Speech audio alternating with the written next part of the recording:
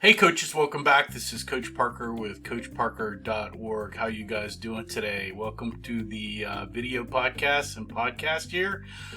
Today we're doing, again, part 3 of our Keys to Fun, Success, and Winning in the Training for New Youth Football Coaches series. And glad you can join me today. And before we get started, please subscribe if you get a chance. That helps me with search engine results and rankings, and really doesn't cost you anything and helps me a ton. So we'd appreciate it if you could subscribe, hit the like button below, make some comments, all that good stuff if you get a chance on your platform. I really appreciate it. All right, well, let's jump into this part 3 of Keys to Fun, Success, and Winning podcast. And today we're going to talk about recruiting players and player evaluations. The next thing we'll talk about is player retention, and then also player position recognition. And before we talk about those, let's just, there was part 1 and 2 of the podcast. And that's part 1 and 2. We went over organization and planning, your time commitment, setting goals. Expect more from everyone and yourself. Have you played football? Do you know youth football? Because they're a little bit different. Are you a good manager? Do you have good communication skills? Are you a leader? Are you going to have good attendance? Are you going to be responsible? Ethical and moral leadership. How to learn your league and their leadership and best coaches. We talked about team discipline and also choosing coaches, team managers, and making sure you had the right people on your staff. And so that was what was in parts 1 and 2. Now let's jump into this first topic for today's podcast is recruiting players and player evaluations. And I would say this is probably a very tough skill, and you must be good at it. I'm not the best at actually recruiting players and talking to people that I don't know, so I usually have folks around me that are better kind of persons that can introduce themselves and go right up and do that. And but I'm really good at player evaluations. And so, like I said before, when you're choosing your staff and the people you've got around you, make sure you choose people that kind of fit in where you may not be the best, but I would say the recruiting player in your player evaluations really will set the tone of your season and how much fun, success, and winning that you have, and however you define that, because your team really is only as good as your weakest link. I mean, you've heard that before. And even though, I can coach any team and coach them to be better, but at the end of the day, parents, the league, the players, everybody really wants to win football games. And so you need to recruit players. As before I said, learn your league. And you need, whatever your scheme is you want to recruit players that are going to fit within what your needs are, and evaluate those players and put those in the positions. To me, the drafting, I'm in a league where players are kind of quasi-assigned. They recruit players into a pool, and then we draft them from there. And I really think this whole pre-season recruiting, drafting, player evals, getting people on your team is almost as fun as actually the season, because in a lot of ways your season can be made or broke on how you recruit and evaluate players. And so I really like that a lot.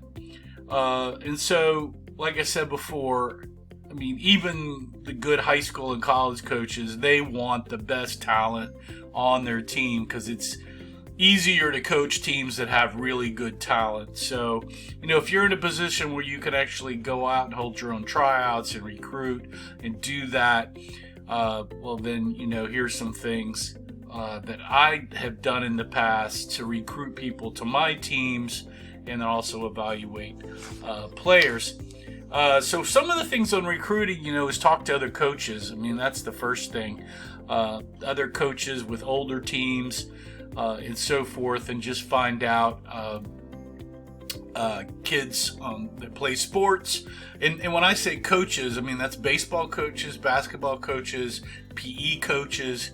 Just start talking to coaches, or who's the little studs that are running around the neighborhoods, and not only coaches, but ask your son and their friends, or your daughter, who are the studs that are playing touch football around the neighborhood or at school or on the playground, and find out those names. And also at church, that's a good place to find people. Scouting is another. Field days, all of these places. Just start talking to people when you're getting your team ready, and it's really just communicating that you're getting a team, you're starting to coach, getting a team together, and you're starting to look for players.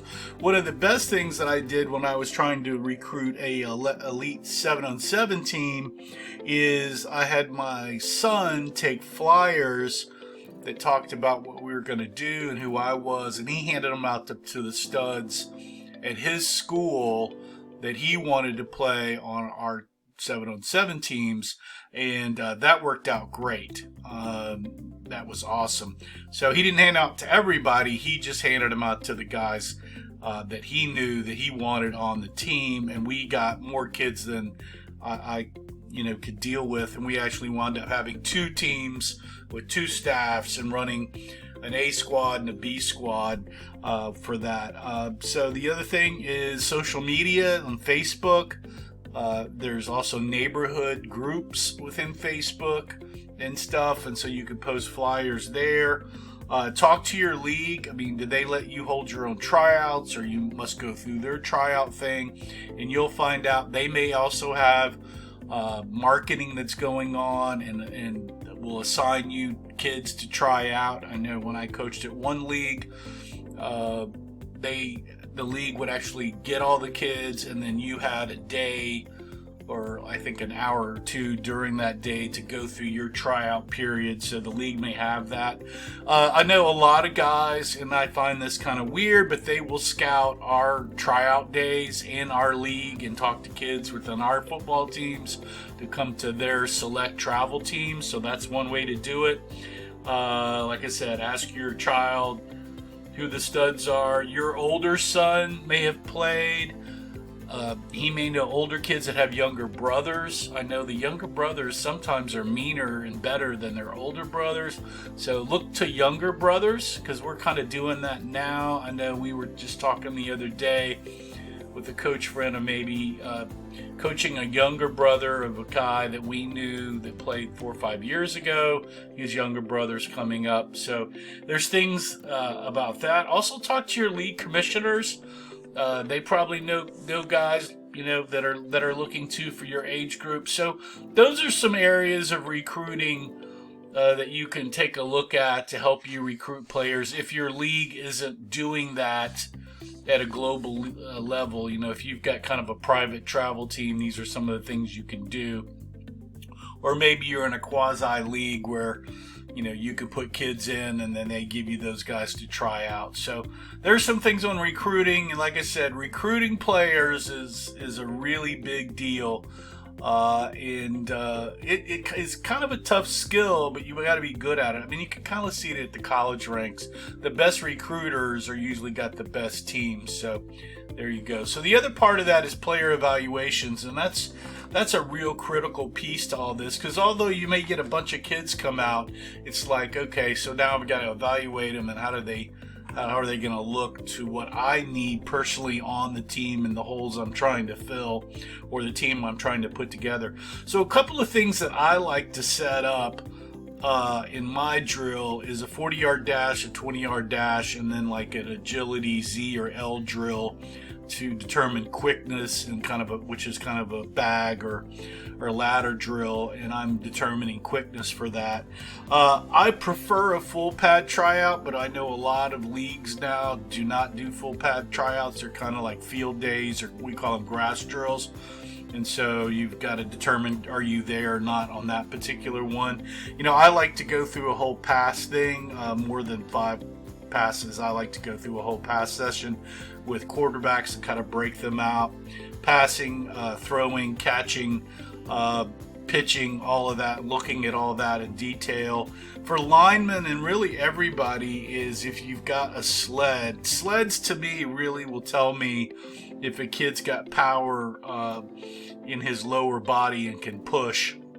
And I used to have a king crab sled, and when I had kids push that, those would tell me quickly who the starters on the team were. So I really like to have a sled there. If you don't have a sled, you can get a bag and hold and have kids push you, and you can try to see and determine if they're pushing you with the same force. I love to look at a stance, a 2-point and a 3-point. That'll tell you if they've been coached well. They can get into that. You definitely want to have like an angle tackle drill or tackle some bag, even if they're maybe in no pads. Blocking, do they come up with their hands? Are they engaging? Do they drive with wide feet? You're looking at all that. And then, of course, your centers, do they shotgun snap? Do they not? Quarterback exchanges, and then you've got punt and kick. And so you can go through all that. And certainly you want to have a spreadsheet where you're grading all that with numbers and you videotaped it. And you can go back and look at all that and make sure that you've got that. I geek out. I have a huge spreadsheet where I grade everything. And the biggest thing in this tryout, and I know a lot of people forget this or they don't want to do that, is actually the interview questions. And I think that I have another podcast in here about player evaluations, and you probably should listen to that. But I have a whole set of interview questions that I like to go through, which are also graded out. Do they like to hit? Are they smart? I do math questions to see if they know numbers, because we're doing play calling. Are they an experienced player? I almost always hate to take rookies. Who's the best tackler? Are you the best tackler? Who are your other 3 best tacklers on your last team? Who are the best 3 blockers on your last team? Who scored on the touchdowns on your last team? And when I'm asking about this, I'm asking, are you doing that? And then I'm getting 2 or 3 names who are the best, so I can go look to recruit those other guys too. Are you mean? Do you like to hit? You'll be amazed how many people that tell you they're not really into hitting. What are your grades at school? Do you attend school? What other travel select teams do you play for?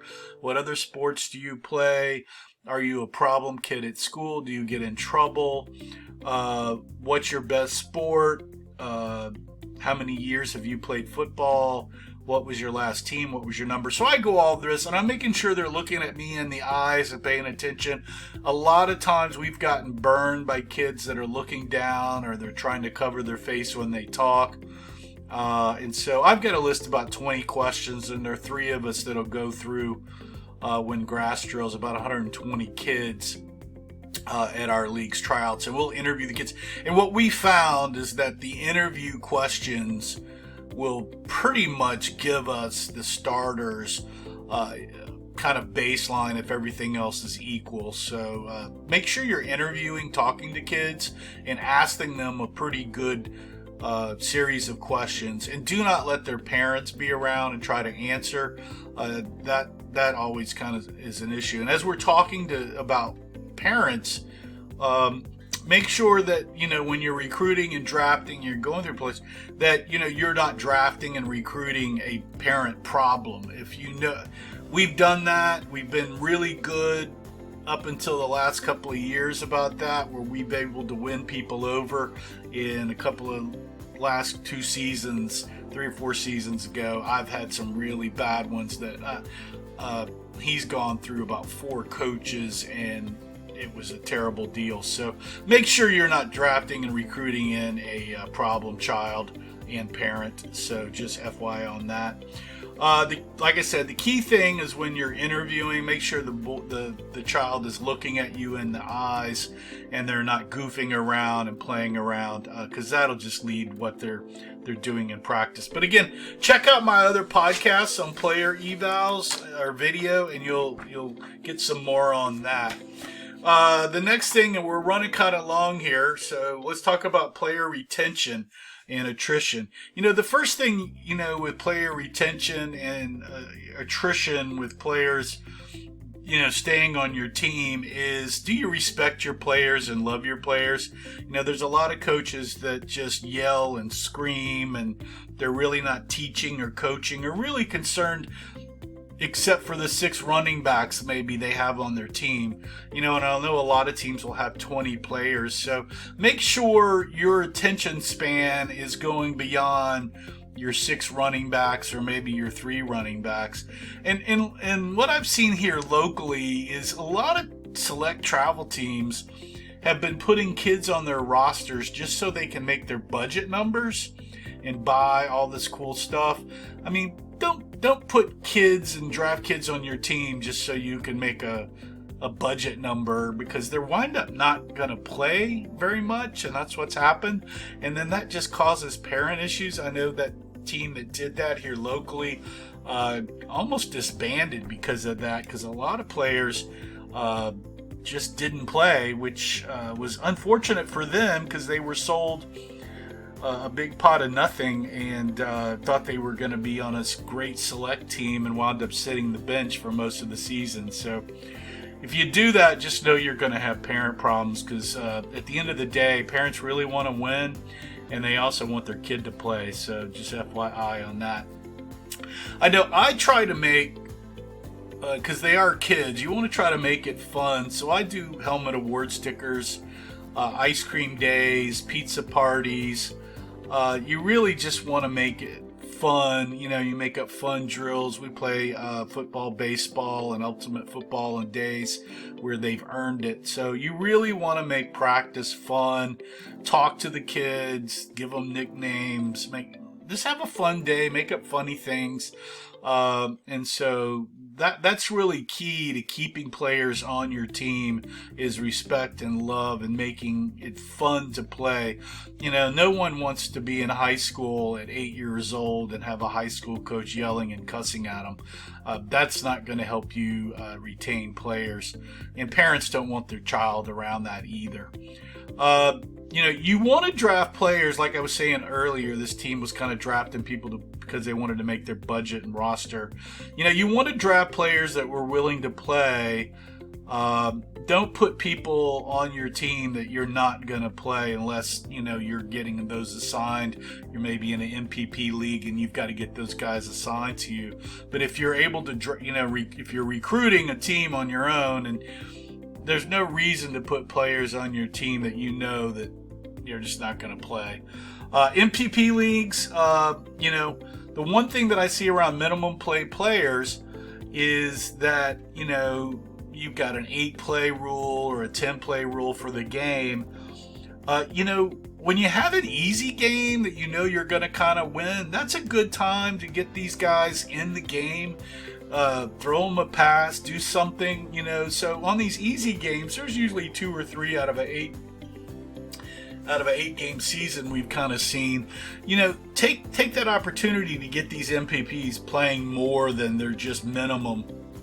That will really help you out with the parents and also help you out with the league, especially if you're in a rec league and you get benefits if your player retention is above a certain number. I know I played in a league, coached in a league where if your player retention was high, you got certain benefits because of that.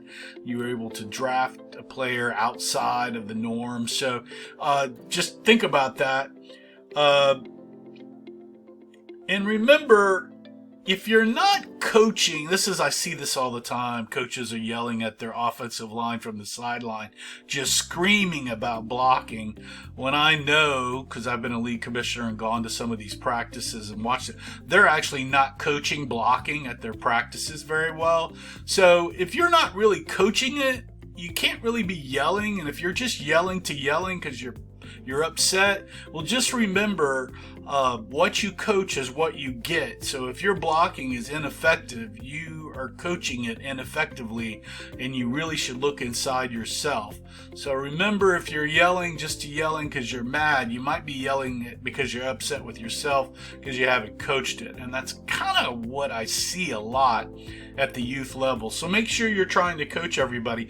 And at the end of the day, make sure that people you're putting on your team, this will help retention, is some of these guys may not be the playing a lot in games, but make sure in practice everybody practices the same and gets all that time, because really everybody learns at practice. So don't have your 5 or 6 weakest players just standing around for an hour and a half at practice doing nothing.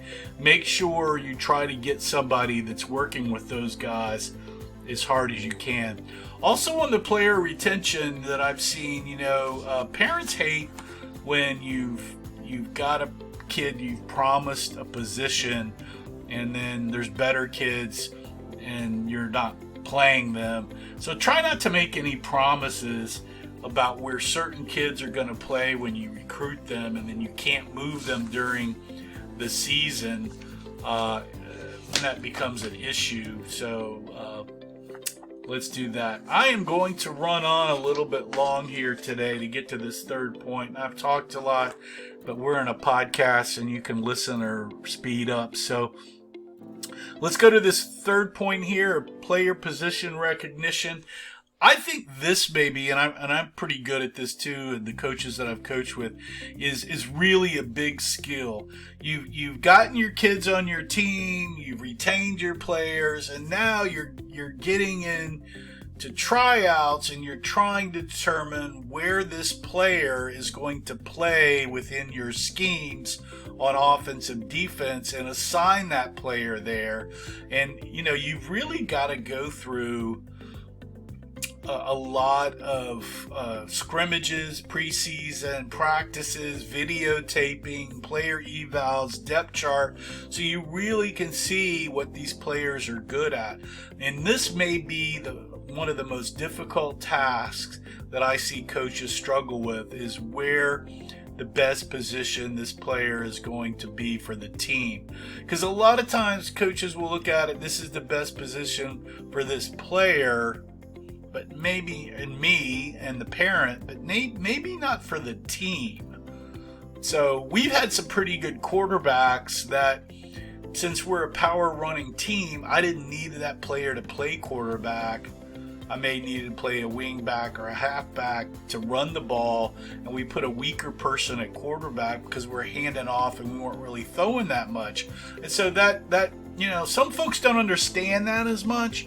The other thing is, they may be a better corner, but because I don't have a linebacker, they have to play linebacker. And even though the dad wants him to play corner, sometimes you get in the rec leagues and you only get certain kids, and you have to mix and match that versus a select travel team where you can put kids.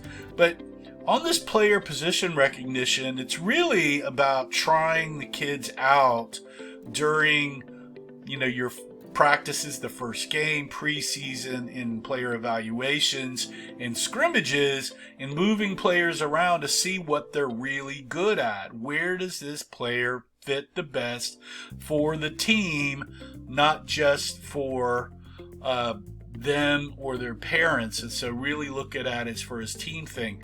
Now, in one of my last videos, podcast is, why do certain teams lose all the time? And it's this daddy ball favoritism thing that I see a lot. Is there's a lot of coaches that they will put their sons at quarterback or a key position, and there are better players on the team that can play that position, and all the coaches know that, and all the parents know that, and they're not letting that person play there, whatever that position is, because their son or their nephew or the assistant coach's son is playing that, and that's costing them games. And that is, I see that a lot. I've seen 2 or 3 teams that we've played many seasons with, where their sons will be playing certain positions, and there's like studs on the team, and that should have been changed, and they didn't do it. And that player wasn't even playing offense. They were only playing one side when we're really a offensive and defensive starter. And so and that comes down to they promised a player, and they promised a dad, or this is this. I mean, it's crazy what's happened. So really be careful on player position recognition and putting people in the right place. If you've made promises or you're doing this daddy ball favoritism thing, that's really going to hurt your team, especially if you're losing games. You really need to look back if you did that right. We actually will hold tryouts for quarterback and other key positions on the first 2 practices, even though we've gone through evals and everything, just so everybody, and you know what? We have found many diamonds in the rough doing that, even though it's kind of time consuming.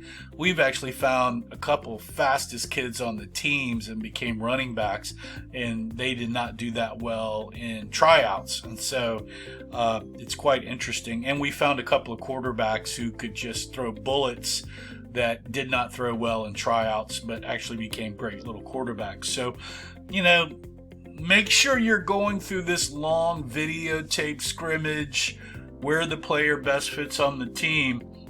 The other thing is, we really want to find a center fast, and can these 3 linemen or even a 3rd string or 4th string quarterback play center and get the snap off, and is that best for the team? They may not want to play center, but make it advantageous for them to play it, talk them into it, talk it up. The center to me is one of the most important positions on the team. You want to look at who your first 6 fastest players are, the top hitters, who can carry a load for you at running back. Can they do that the whole game? Do they have the physical and mental capability to do that? We do a memory game called the name game, so I can figure out who could remember their plays. And so you need to understand your offense and defense schemes really good, and how these players and the puzzle thing comes together. So, like, for example, me defensively, on my defensive mindset is I'm looking for 2 great outside linebacker DNs, 2 great inside linebackers, 2 great tackles, 1 great cornerback, and 1 pretty good or great nose guard. And then the 3 other guys can be okay, and I can get away with that. And so, when I'm looking at all that, I'm trying to make sure my 2 best tacklers and sure-footed, smartest guys are my outside linebackers. And that's the kind of way I go through it. So as I'm doing player position recognition, I have in my head, these are the players. And so that's what you've got to know when you're doing this recognition of where, these certain players are going to fit for you. Questions that I always ask with some of these smaller tailbacks, if you're running power or even not running power, because can that tailback that you're running a lot, your stud running back, can he play a hard-hitting defensive position, or do you need to put him at a corner or safety to give him a break, or does he even play on defense? And so you need to kind of look at that. So those are some things, does this fullback, can he also play tight end? Does he have hands? Is he a better tight end? Is he stickered? So he can't play fullback, but he can play tight end. So you got to know your league rules around what the weight restrictions are and that kind of thing, and say, okay, well, I've got this great fullback, but you know what? He's over the weight limit, or for whatever reason, he's aged out for the league, so he can't touch the ball from the backfield, but I can play him at tight end. Because I've been in a league where a sticker player at tight end could catch the ball, but he couldn't be in the backfield. And then I've been in leagues where sticker guys cannot touch the football unless it's kicked to them, and on special teams. So you've got to kind of look at all that. And so I think when, the biggest thing on player position recognition is throw out your daddy ball thing and favoritism, videotape your practices and scrimmages and your games, and make sure you're putting the best puzzle pieces in their spot. And so I think that's going to be the end of part 3, because I'm heading into 30 minutes here. And remember, coaching new football is hard. It's a learned skill, takes time. It's like herding cats. Parents are crazy. There's a bunch of league politics. There are other good coaches Did you get the studs on your team and put them in the right place? And it's also a time commitment, because I know that you got to work and you got a family. So do you have enough time to actually coach? So there you go. Also, if you like to support me and you like this Keys to Fun, Success, and Winning podcast, you can head over to Coach Parker and you can actually purchase some of my football playbooks and eBooks over there. That really helps me support me to do more free youth football coaching tips and talk for free. Again, thanks for joining me here on the Keys to Fun, Success, and Winning Part 3. This is training for new youth football coaches. Really appreciate it. And remember to subscribe to the channel if you get a chance. That really helps me out with Google and the other search engines. So hit subscribe, notify, comment, like, shoot me an email, all that good stuff. That really helps out. So sorry for taking so long today, but I think it was some good information. If you think so, let me know. Again, please subscribe. This is Coach Parker with CoachParker.org with the Youth Football Tips and Talk podcast. Thanks for joining me today.